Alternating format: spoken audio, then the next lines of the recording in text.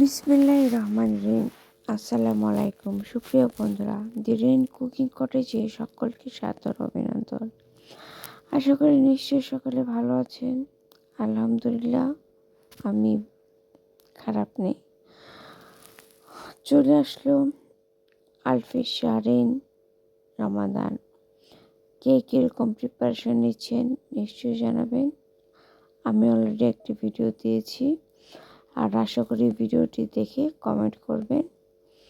কীরকম ভালো লাগলো বা খারাপ লাগলো নিশ্চয়ই বলবেন। আর হ্যাঁ, চ্যানেলটি সাবস্ক্রাইব করেছেন তো?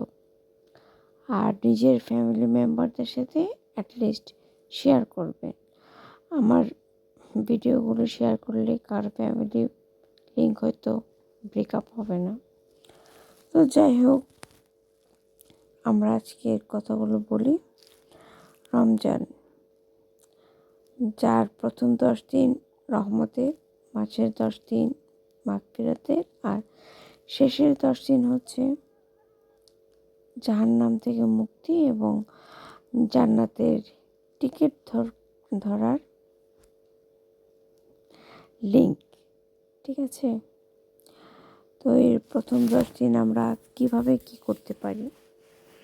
দেখুন, সমাজে এক শ্রেণীর মানুষ আছে যারা দেখবেন সারাদিন বলবে কথায় কথায় আলহামদুলিল্লাহ, সুবহানাল্লাহ, মাশাআল্লাহ, আল্লাহু আকবার, উফ আল্লাহ।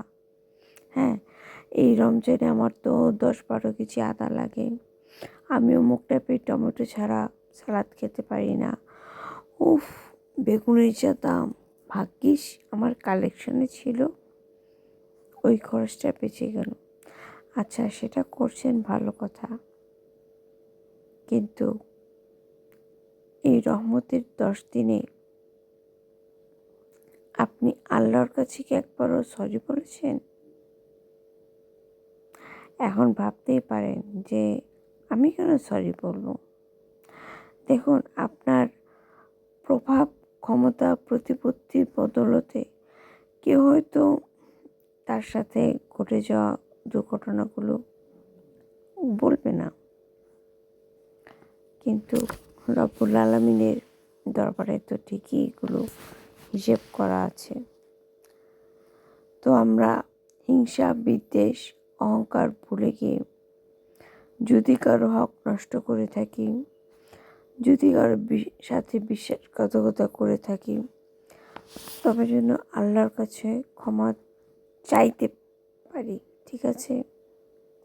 আল্লাহ যেন চাওয়ার অন্তত তৌফিক দেয়। 17 শ্রেণীর মানুষ ক্ষমা পায় না, এ নিয়ে শেখ আহমদ আল হুজুরের ভিডিও আছে। এটা অনেক চ্যানেলেরই আছে, যাই হোক ওটা দেখে নেবেন। অনেকে আছে দেখা যায় প্রতিবেশীর হক নষ্ট করে। তো যাই হোক, দেখুন, জুলাইয়ের কোনো অভ্যুত্থানে শেখ হাসিনার পদত্যাগ বিশ্বের ক্ষমতাসীন নারীদের মাঝে তিনি কিন্তু একজন ছিলেন। আর আজ তিনি কোথায়? না, আমি ওনার দিকে আঙ্গুল তুলছি না বা ওনাকে অপমান করে কথা বলছি না। এখন যদি বলেন যে আমি আওয়ামী লীগের চেলি, আমি নৌকা পার্টি করি, বলবেন, এটা আমার কোনো আপত্তি নেই। কারণ আমি আমার জীবনে 100 ভাগ ব্যর্থ একজন মানুষ। কে কী ভাবলো, কে কী ভাবছে, আমি কোনোদিন মাথা ঘামাই নাই।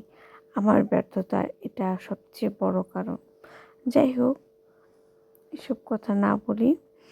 তো আমরা যেন আয়নার সামনে দাঁড়িয়ে আয়নায় আমার চোখে চোখ রেখে একবার হলো আল্লাহর কাছে সরি বলি, আল্লাহ আমি দুঃখিত, আই এম সরি।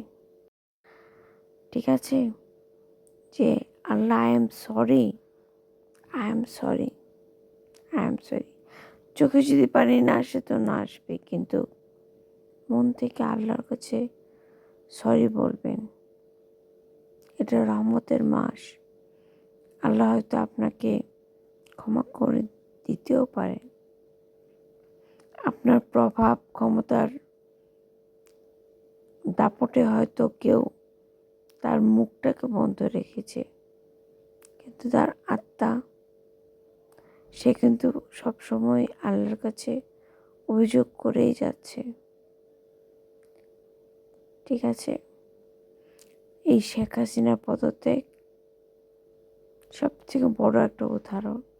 আমি মহিলার দিকে কিন্তু আঙুল তুলছি না, জাস্ট একটা উদাহরণ বলছি। সো আমরা যেন নিজেদের মানে বাজেটটাকে প্রেজেন্ট না করে আল্লাহর কাছে 2 হাত তুলে নিজের কৃতকর্মটাকে প্রেজেন্ট করি আল্লাহর কাছে, মানুষের কাছে না। ওটা করতে যাবেন না। Allah, I am sorry, Allah I am sorry, Allah I am sorry. আপনার কাছে কি আমি ক্ষমা পেতে পারি? ক্ষমা চাইবেন না,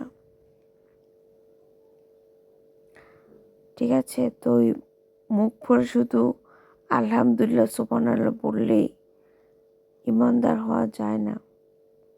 ইমানদার হতে গেলে মন থেকে বিশ্বাস রাখতে হয় আমি আল্লাহর কাছে ক্ষমা চাইতে পারবো। তো যাই হোক, আমার ভিডিওগুলো দেখুন, আমার সাথেই থাকুন, সাবস্ক্রাইব করুন, আর পরিবারের মাঝে ভিডিওগুলো শেয়ার করে দিন। আমার ভিডিওগুলো পরিবারে শেয়ার করলে পরিবারে নিশ্চয়ই ব্রেকআপ হবে না।